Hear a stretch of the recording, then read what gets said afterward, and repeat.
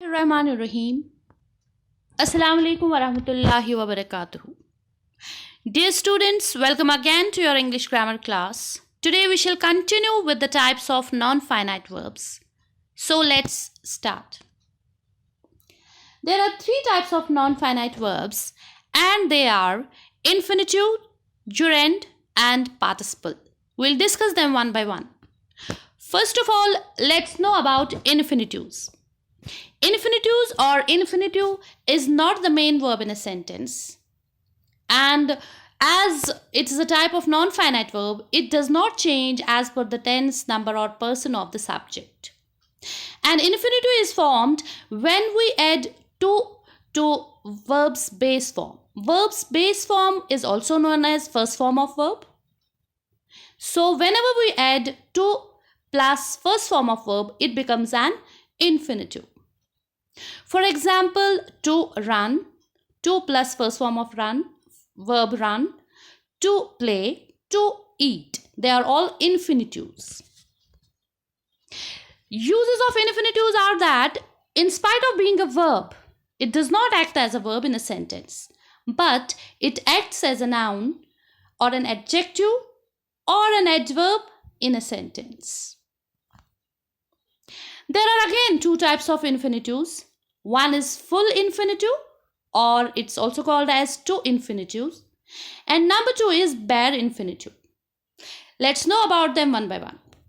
First off, let me tell you about full infinitive. Full infinitive or to infinitive is most commonly used form of infinitive. Its structure is again to plus first form of verb, like to walk, to talk, to sing, to dance. It is used as a noun, adjective and adverb in a sentence, as I already told you. Alright. So in examples, you can check how it's used as a noun, as adjective and as an adverb. Here is the first example. He went there to dance. In this sentence, to dance is a full infinitive. It is used as an adverb because it's used for the action went. Went is a verb and to dance is an adverb because to dance is telling us something about the verb went. So here it shows how to dance acts as an adverb.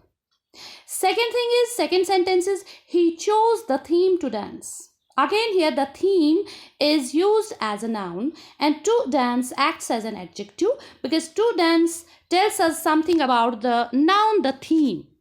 And any word which qualifies, which tells us something about the noun, is an adjective. In third sentence, you can see to win is the only passion he has. To win is used as a subject. So it has been used here as a noun. So here we saw how full infinitive or to infinitives act as adverb, adjective and a noun. Now let's move towards second type of infinitives, that is bare infinitives. Here you can see the infinitives which are used without to. They are called bare infinitives. When we don't add to the first form of verb, that is called a bare infinitive. Here you see the first example, I heard him speak on several languages. Here this verb heard, it is the main verb. It is the finite verb actually. And this speak, it is a bare infinitive. It has been used without to. One more is I saw him go. Here you can again say saw is the main verb and go is a bare infinitive because it has been used without to. So both are used in English grammar, to infinitives as well as bare infinitives. This was about infinitives. Now let's move towards some more examples of bare infinitives. She made me cry. Here you can see made has been used as a main verb and cry is a bare infinitive. It's giving full meaning without to. One more is there. I heard him sing a lovely song. Heard, the main verb, and sing is the bare infinitive. This was about infinitives and examples of bare infinitives and full infinitives. Now let's move towards the second type of non-finite verbs, that is participles or a participle. What is a participle? Let's know.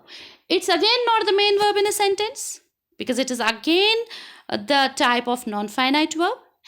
It also does not act as a verb in the sentence, but it functions as an adjective in the sentence.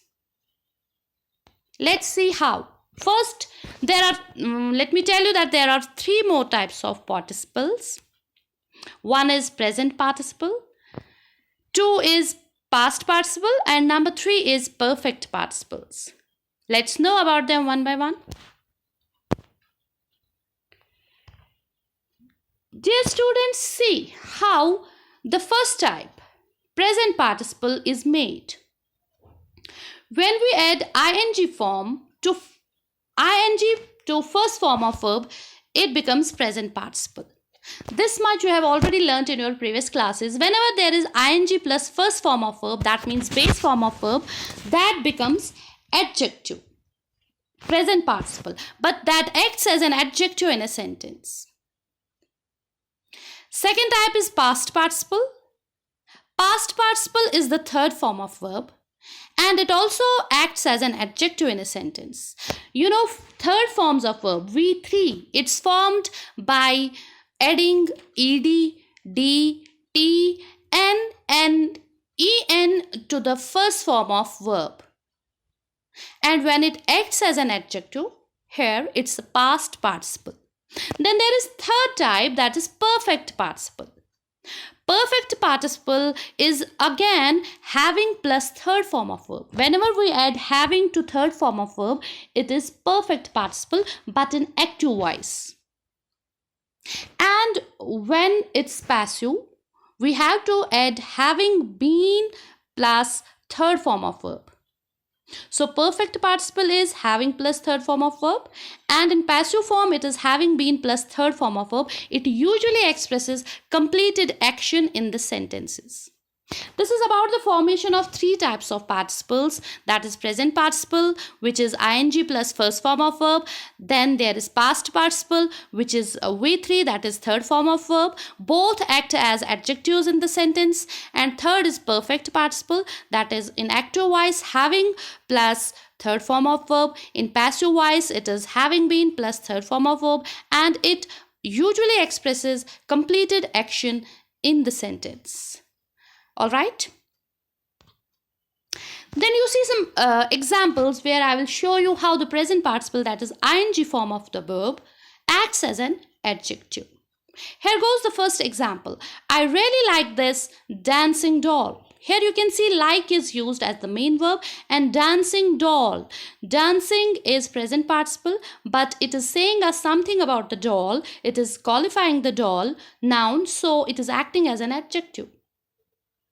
That's why it is present participle. In second sentence, he jumped from a running train. Here jumped is the main verb, which you know, and running. Running is telling us something about the train. Train is the noun, so it's acting as an adjective. In spite of being verbs, they act as adjectives. And third example is he sold his working machine.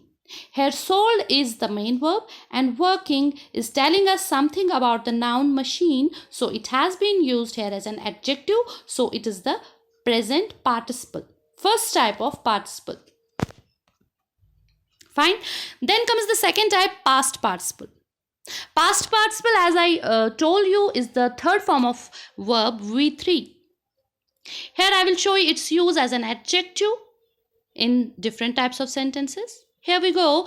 The broken glass cut my foot. Broken, as you know, it is third form of verb. It is the past participle because it is telling us something about the glass. Glass is the noun. So it is qualifying glass and acted as an adjective. And cut is used as the main verb. Next example is the burnt toast tasted awful. Burned again, past participle, acting as an adjective because it is telling us something about the noun toast, and Tasted is the main verb. Third sentence is a tired person can't be productive.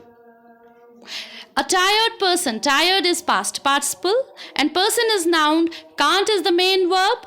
So again tired is used as an adjective because it is telling us something about the person. So this was about the past participle. After this, let's see how the perfect participle works. As I told you, perfect participle is formed when we add having plus third form of verb. Here goes the first example. Having edited the video, I started uploading it. Here you can see having plus third form of verb edited. It shows the completed action. That means after editing the video, I started uploading it. It is the active form. Second example is having finished my homework. That means after finishing my homework, I went to play. It shows the completed action, but in active form of perfect participle. Then there is the passive form of use of perfect participle in these two sentences. Having been plus verb's third form. That means having been defeated, he fled away. That means after being defeated, he fled away. He ran away. And second is having been beaten up, he began to cry. That means after being beaten up, he began to cry.